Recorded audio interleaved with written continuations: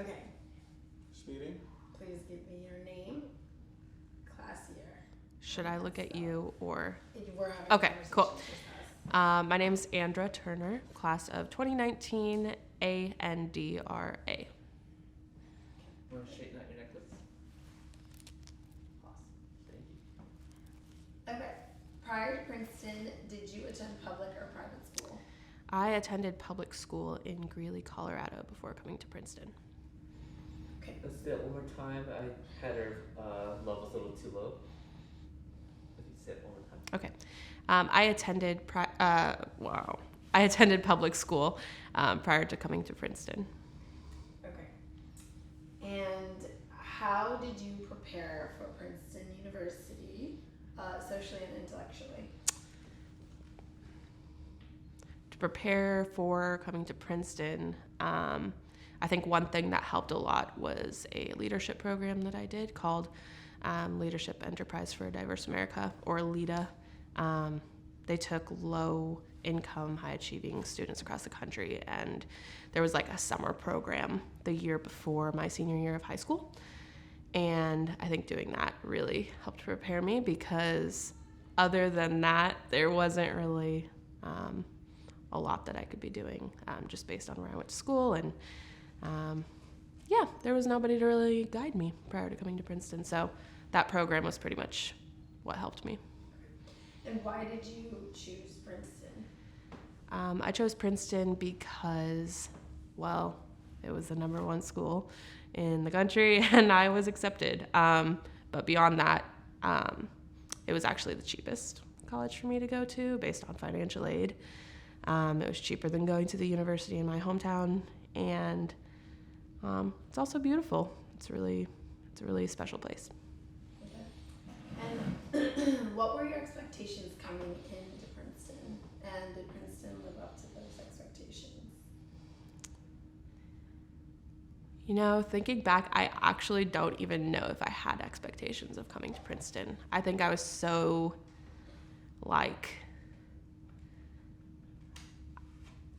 I just had nothing else to compare it to, really. I guess I expected it to be somewhat uppity and really preppy. I expected it to be really hard academically, obviously. And I would say it lived up to those expectations, but there's a lot more to it than, my slightly cynical thoughts that I might have had of it prior to coming. Okay.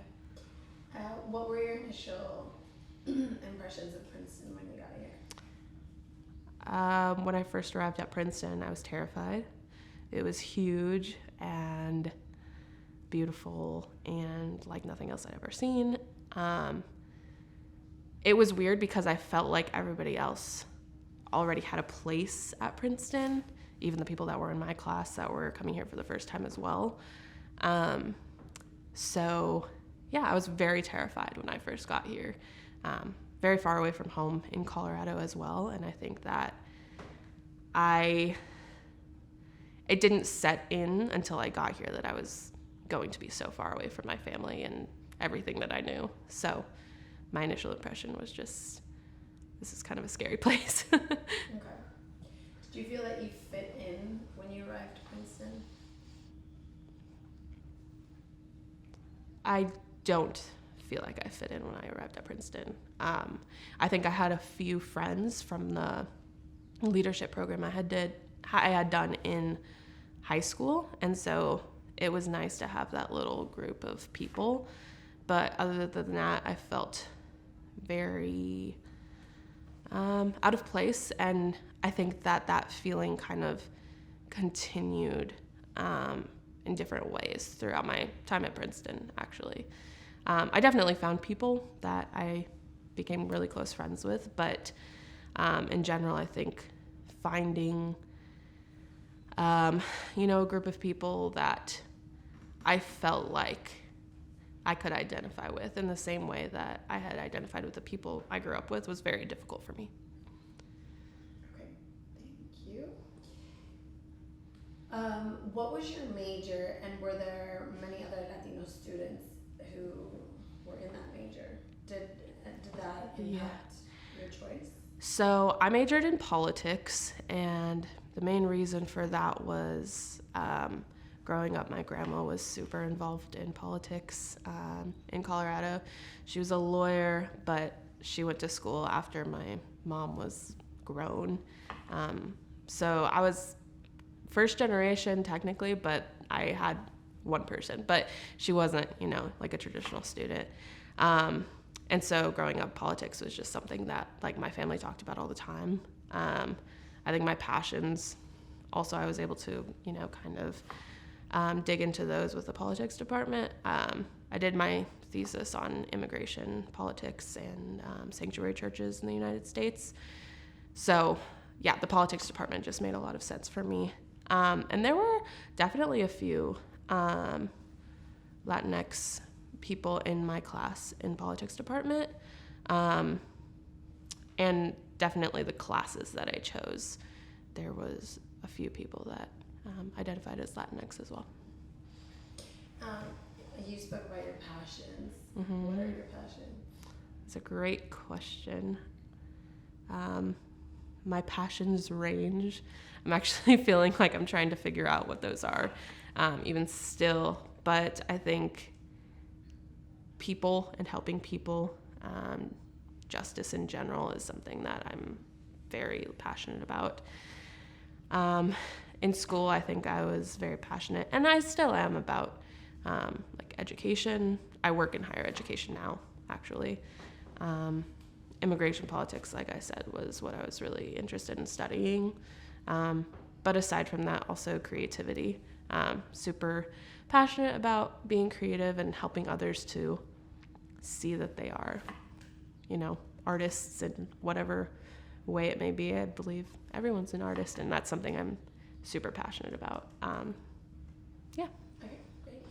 How would you characterize the intellectual atmosphere at Princeton University? The intellectual atmosphere at Princeton is very intense, and it really forces you to leave your comfort zone, I would say. Do you mean in terms of academics, classes when I was here, or bigger picture? Give me the bigger picture. Bigger picture. If you could describe it in 3 words, how would you describe the intellectual, atmosphere in the bigger picture? Okay. The intellectual atmosphere at Princeton is intense, exciting, and meaningful. Okay. Do you have anything you'd like to elaborate on that? I think it's interesting.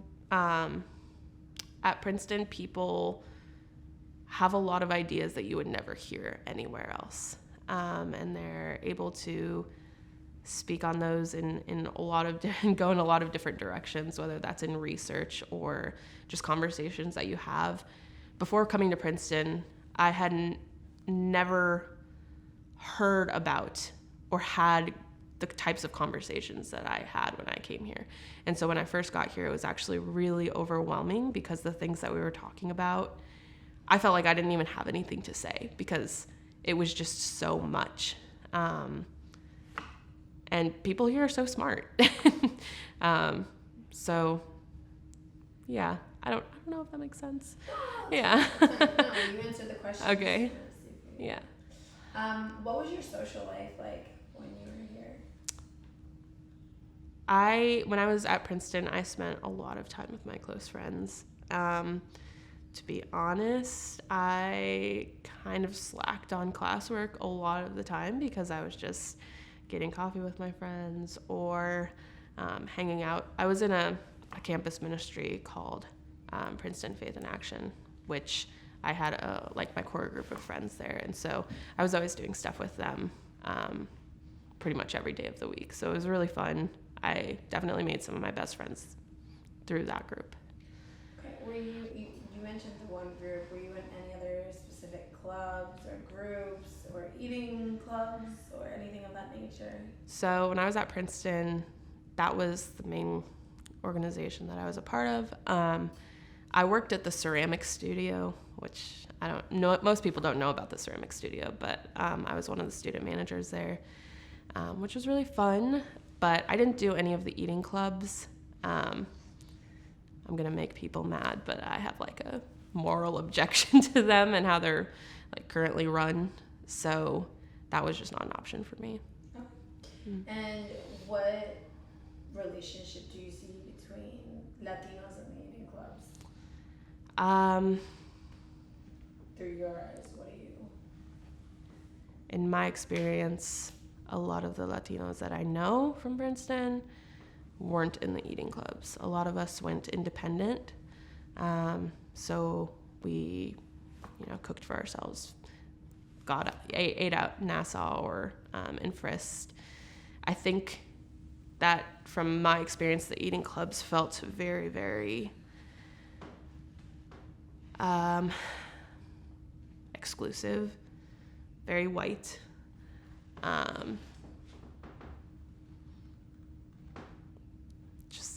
It didn't feel like a very welcoming place. I think for me, a big part of my Princeton experience and something that I'm still figuring out and learning is like about my identity. And that's been a very challenging thing. So the eating clubs just didn't feel like a place that. Do you feel like you lean more towards your Latino identity when you're at Princeton, or? That's a great question. Or do you feel like you had to mask it at any point? Yeah. Or pretend like you weren't? Yeah, so a huge part of my Princeton experience, and something, like I said, I'm still trying to figure this out, is figuring out really my identity and how that has shaped who I am. So for background, my mom is Latina. My family has grown up or lived in, my family, let me restart that. You can just cut that part out. My family has been in Colorado and New Mexico for generations, as far as we can go back in genealogy, family history. We've been there. So my mom is Native American and Spanish and Mexican as well. My biological father is white. I don't know anything about that though. So growing up, the culture that I had was my mom's side, the food that my grandma would make, or just the music she would listen to. We had Sunday morning breakfasts as a family, always at my grandma's, and she would be listening to her Canción Mexicana. That was her radio station, and on Sundays it was on, and nothing else could be played at all.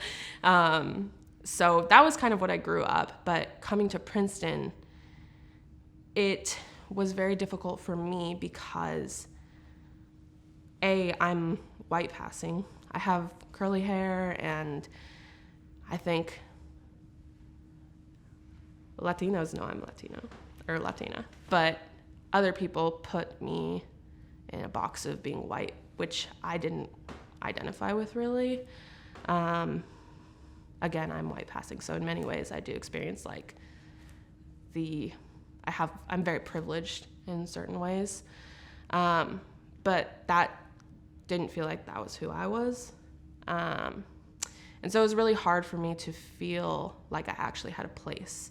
I also don't speak Spanish, and I think for me that there was a lot of shame in claiming a certain heritage when I can't be a part of that. Yeah, no it is. All right. So how did Princeton affect your subsequent life and career today? I mean, I think Princeton affects everybody's life forever. Obviously, we're here at reunions, and there are people that were here 60 years ago that are coming back. But for me, being at Princeton 100% has shaped what I want to do in my future and what I'm doing now. Right after graduation, I worked at an education nonprofit in New York, and I'm currently working at Columbia in the Office of Equal Opportunity and Affirmative Action. So I'm definitely like thinking along the lines of doing like access and inclusion in the university space, which is something I'm really passionate about. I had really amazing like mentors here. Dean Christina Gonzalez, she's still here. She was the director of the like Freshman Scholars Institute, so first gen low income students. And she basically, if I could have her job later, that'd be perfect. But I think being, you know, who I was, coming from where I came from, and being at a place like Princeton made me want to create a place and space for people, students that come from backgrounds like that, for my career. Okay. And this is the closing question. What would Andra today tell Andra, young Andra, years ago? Andra today would tell little Andra that, wow, I feel like there's a lot I could tell myself. Top 3 things you would Yeah. I would say that I just need to chill a little bit, honestly. Like, I think sometimes we take life a little too seriously, and it's gonna be fine. Like, you'll be all right. I would tell her that at the end of the day, there's very few things that we can, like, there are very few choices we can make in life that we can't change later on. And I would also tell her that, yeah, she's gonna be all right. All will be well.